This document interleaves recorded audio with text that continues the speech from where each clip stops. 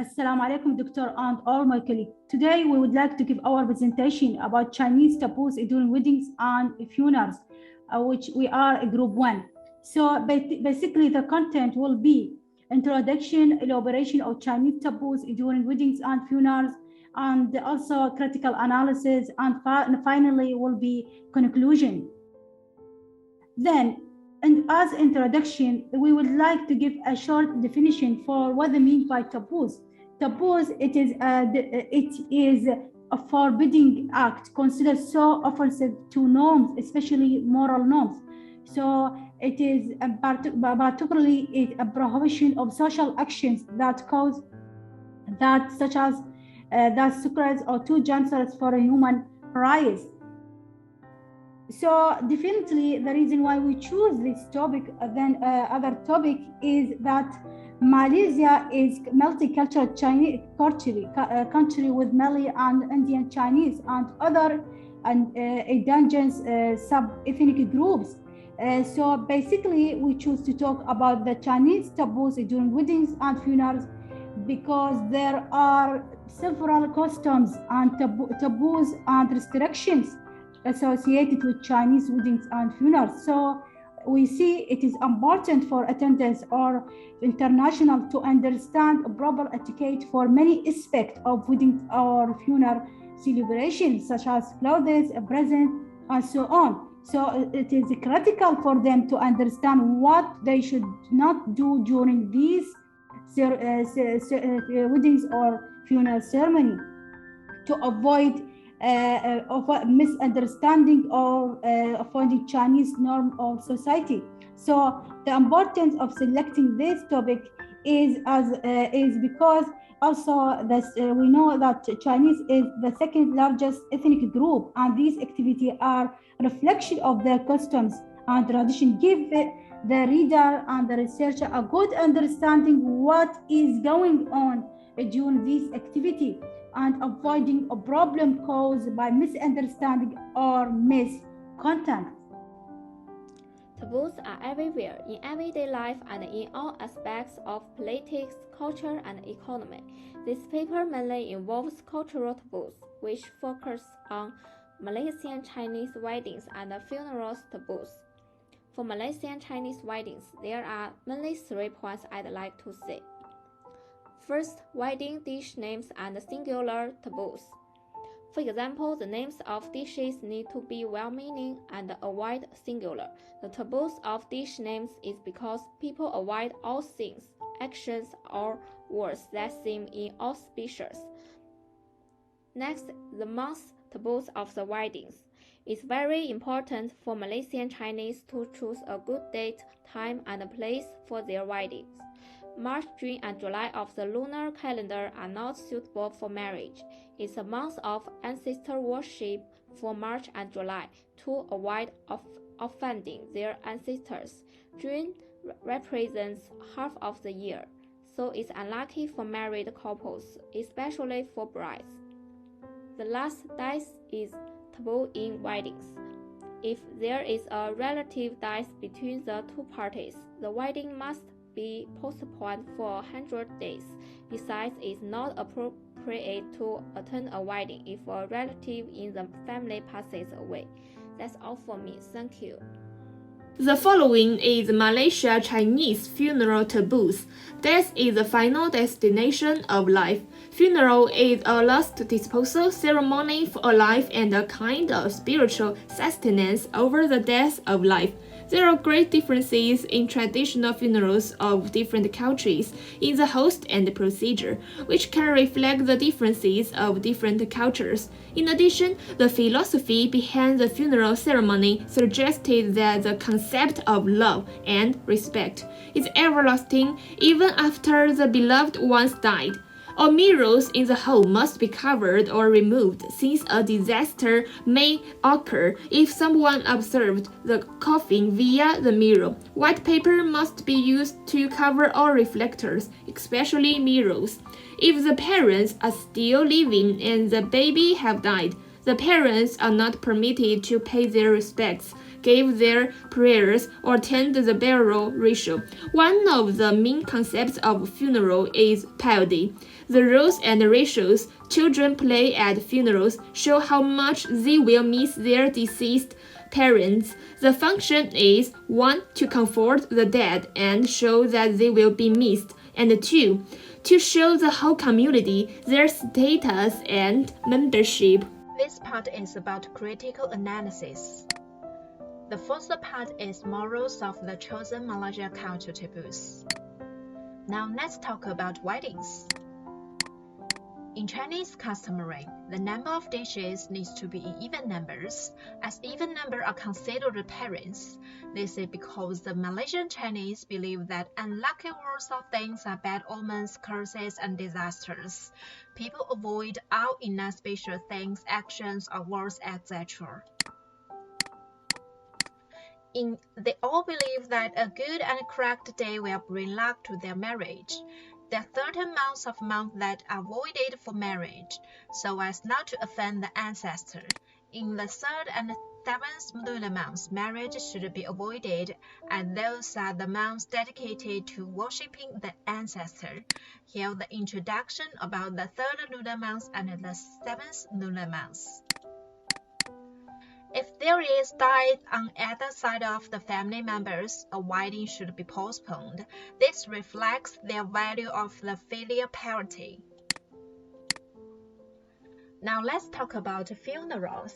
On this undergirding concept of filial piety, the funeral rites are based, as Confucius taught, carefully attend to the funeral rites of your parents and continue to follow the rites with due sacrifices when your parents are gone.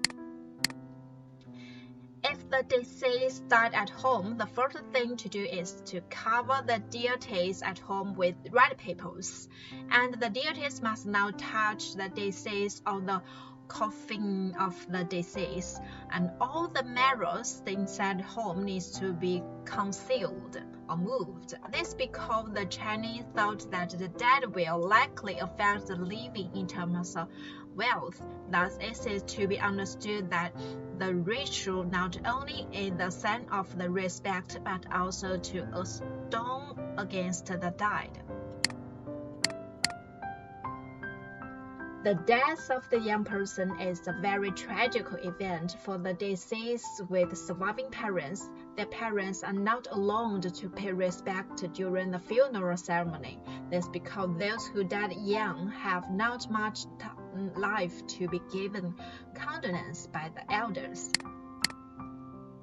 And after the death of the parent, children of the deceased are required to wear sackcloth. This because the Malaysian Chinese attach great importance of filial piety.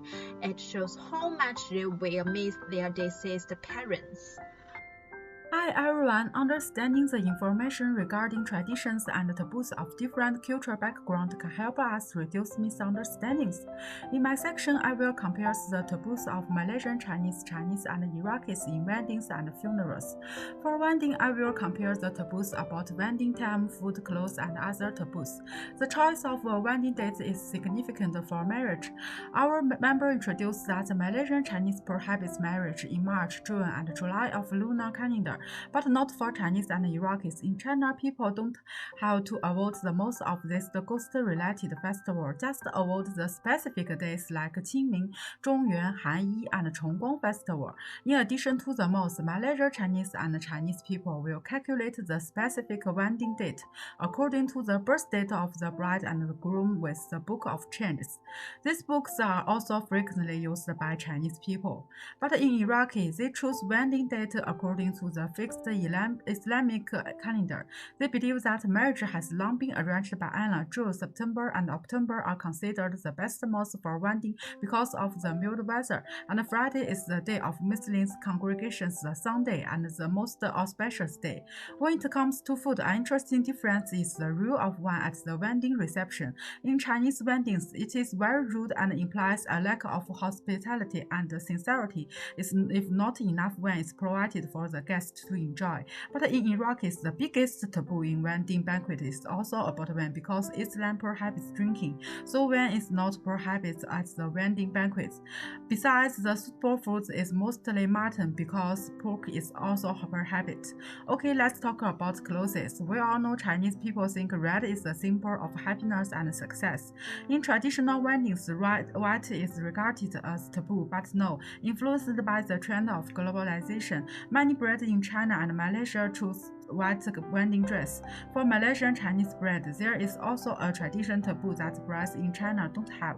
Whatever the color of the gown, the dress they wear must have no pockets, meaning that bride does not decrease the family's wealth and status. In Iraqis, the bride will wear traditional Islamic clothes, including Muslim-style wears, long sleeves, and long skirts.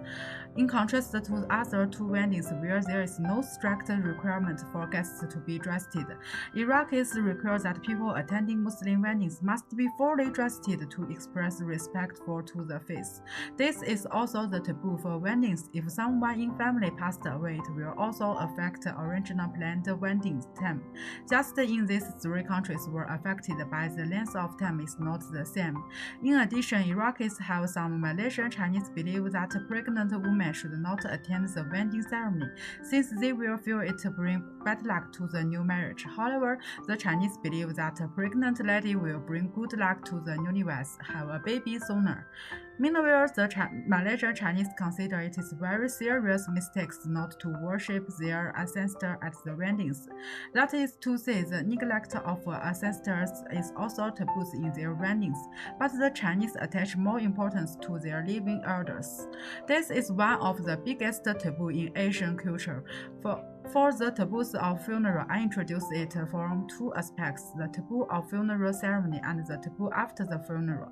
For the Chinese, the first time when someone dies in the family, all should get together to prepare the funeral. Men and women also of course, can be in a house of silence, but in Iraq it's different. Iraq is not permitted to mix men and women during ceremonies. Men and women should move separately, and if there is not enough room, the women will gather indoors while the men set up tents outside. Although the funeral ceremony have been complete, people still need to observe the funeral in order to express their condolences to the dead, and there is some taboos to follow. For Malaysian Chinese, the traditional mourning period is 100 days, where the Chinese always 49 days. Although the length of mourning period is different, both Malaysian Chinese and Chinese are not allowed to visit anyone other than their relatives during the period, and they are also not allowed to attend wedding. The Iraqis have similar taboos to the Chinese. For the families of the deceased, ladies must wear black at least 40 days. Furthermore, whose families have just lost their family member are unable to participate in any joyous activities like wedding celebrations for a period of time ranging from 3 months to 1 year following the death of that person. Like the Iraqis, Chinese family members to the deceased are not allowed to wear decoration. In addition, it is believed that in mourning, haircutting is an act of disrespect to the dead.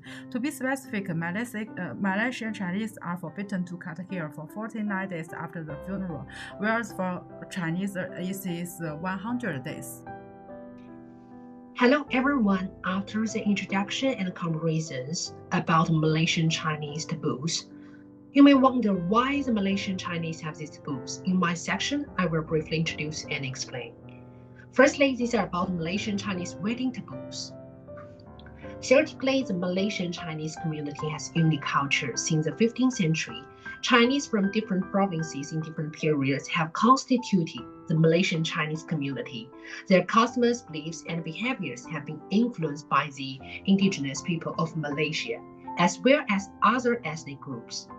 From the social culture perspective, for the Chinese who live in Malaysia as a minority group, relatives and clans are even more significant. They need the strength of community, and wedding is one of the opportunities for them to bond and show of their connections. Chinese weddings are about family succession and continuity. In terms of value orientation, the customs of Malaysian Chinese are mostly based on the experience of early Chinese immigrants as laborers and farmers.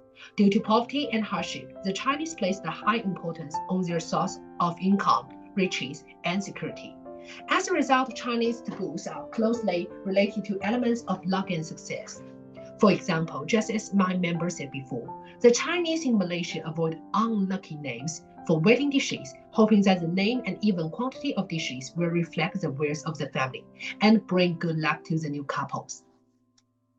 Regarding the psychology of religion, the process of holding a wedding ceremony can strengthen the idea of filial piety and the concept of claim. It is therefore important to adhere to rituals and avoid particular taboos for a successful wedding. For instance, weddings shouldn't be held in some months as a sign of respect to the ancestors. As my teammate introduced before, these months are neither lucky in line with Chinese values nor conducive to ancestor worship at weddings. So, in conclusion, the wedding customs and taboos of Malaysian Chinese weddings are heavily influenced by a lot of factors. After introducing the reasons that affect wedding taboos, I will introduce some more knowledge about funerals. In traditional Chinese philosophy, it is agreed that a person's life doesn't terminate at the moment of death, but rather continues in a different form through specified rituals of passing, and especially under certain situations. Firstly, the spirits of the deceased and their lives in the other world are always mentioned when we introduce some of the taboos in funerals for the Malaysian Chinese. In Chinese scholarship, many arguments point to the fact that this was because people in ancient times were mainly engaged in agricultural activities, so they had no scientific beliefs and relied entirely on nature to give them. From the perspective of religion belief, death and loss are not only natural occurrences, they are cultural phenomena that are intertwined with each person's existence. First of all, it is well known that Buddhism has many followers among Malaysian Chinese. Therefore, in terms of moral values, there is much behavior among the Malaysian Chinese, especially those related to Mahayana Buddhism. Also, the mourning and burial ceremonies are one of the most important of Confucian rites. The beginning of life is birth and the conclusion of life is death. As a result, gentlemen regard the beginning of life with reverence and the end of life with caution. This also explains why any disrespect to ancestors at funerals is felt to be taboo, and the need for this respect and remembrance to be passed on over a long period of time. That is according to the traditional Chinese values and social culture.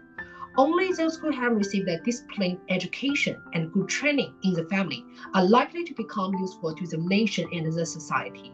Only those who respect and observe the rights of their ancestors are better able to serve those in authority. In other words, an individual who cannot follow the guidelines, avoid taboos, and show respect at the funeral of an ancestor also cannot make a useful contribution to his family, society, and his country. So in summary, the various taboos in funerals all reveal the respect and devotion of the Chinese to their ancestors and reflect both traditional culture and the education of the individual by the feudal state system. Okay, here are our deep explanation. If you're interested in our critical analysis, please read our report. Thank you. Let's make the conclusion. We choose the Chinese taboos in Malaysia during wedding and funerals as our topic. This is because Chinese are the second largest ethnic group of Malaysia and those actively reflect their customs and traditions. Then we do the elaboration of some special taboos, such as wedding dish, wedding dates, who can attend during the weddings, and the minor nights, who can attend, what should we do during the funerals. Then we do the critical analysis from three perspectives. The first one is the morals that the taboos reflect, such as the filial piety, respect, honest, and so on. The second, we compare the differences of the taboos between different people, such as Malaysia Chinese, Chinese Iraqis. The third, we do the analysis from different perspectives, such as social culture, religious, theoretical. And last, we thank our group member. We work hard on this project and we are the best. We also thank Dr. Fei for your professional and kindly guidance. We are lucky to have this class. Thank you.